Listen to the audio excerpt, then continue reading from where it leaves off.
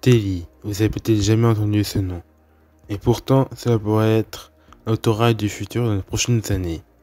Alors connaissez-vous l'histoire ainsi que les particularités de ce projet très ambitieux?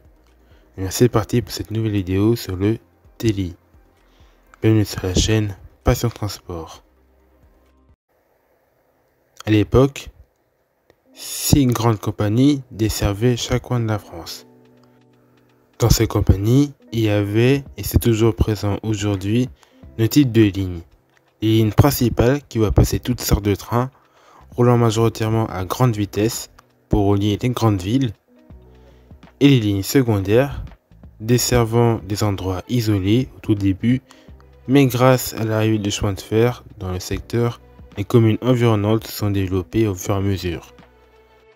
À la veille de la Première Guerre mondiale, le réseau ferroviaire français mesurait 60 000 à 70 000 km de lignes exploitées. Retenez bien ces chiffres contrairement à la taille du réseau actuel.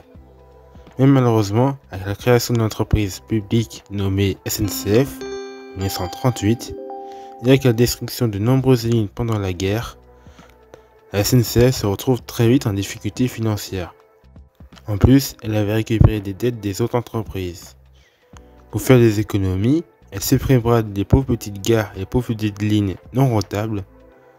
Elle supprimera également certains postes. Et dans ces années-là, elle se concentrera beaucoup sur les axes principaux du réseau pour aller toujours plus vite. Le but à l'époque était la vitesse, la vitesse, la vitesse et la vitesse. Tout cela pour battre l'automobile qui se met un grand essor dans ces années-là. Le réseau ferroviaire diminue drastiquement avec la fermeture des lignes d'intérêt local, je viens d'en parler. La longueur du réseau passe de 60 à 70 000 km à 28 000 km de lignes exploitées en 2020. Je vous mets mes sources en description. Quelques années plus tard, les accords passés par l'État français veulent garantir l'avenir des lignes de desserte fine du territoire. Les régions, qui sont les autorités organisatrices de mobilité, cherchent des solutions pour diminuer les coûts globaux concernant les frais d'exploitation, de maintenance, etc., tout en développant l'offre de transport sur ces lignes. De nombreux projets verront le jour et vers 2020, la SNCF lance un projet nommé Teli, qui est un autorail Picasso moderne. Merci d'avoir regardé cette vidéo, pensez à vous abonner à la chaîne et à me suivre sur Instagram et Facebook. Et à la prochaine pour une nouvelle vidéo. Salut!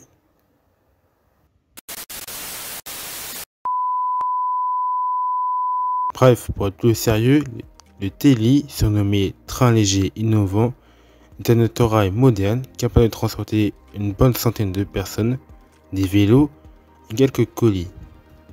Ce train fonctionnera en hydrogène ou avec des batteries faisant 250 km d'autonomie et des recharges seront disponibles dans certaines gares. Il permettra de relier les petites communes qui n'étaient plus vraiment desservies par le train, voire plus du tout, aux grandes gares pour effectuer des correspondances. Avec Teli, le train sera évidemment entièrement accessible aux personnes à mobilité réduite grâce aux 2 portes par face. Il pourra être respectueux de l'environnement et circuler jusqu'à 100 km/h. Pour faire des économies, plusieurs solutions ont été trouvées. D'abord, la longueur du train, qui est moins importante qu'un X73-500. La signalisation sera embarquée. Comment c'est possible? Eh bien, le train est programmé pour ça, tout en gérant notre système en plus.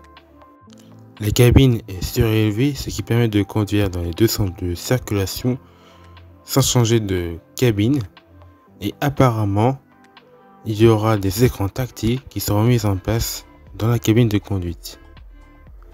Pour mener à bien ce projet très ambitieux, le groupe SNCF regroupe 11 partenaires qui veulent aider à réaliser et mettre en œuvre ce projet.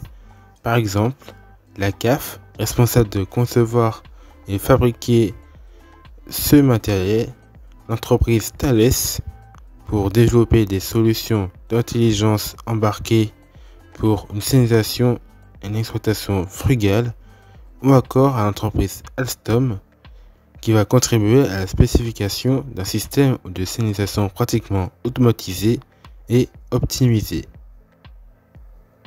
En attendant, on est encore très loin de ça, et à la base, il était même prévu que le TLI circulera de 2025-2026. Oui, cela a pris pas mal de retard. Voilà, c'est déjà la fin de cette vidéo. Pensez à vous abonner et à me suivre sur Instagram et Facebook. Dites-moi en commentaire ce que vous avez pensé de cette vidéo. Et à la prochaine. Salut!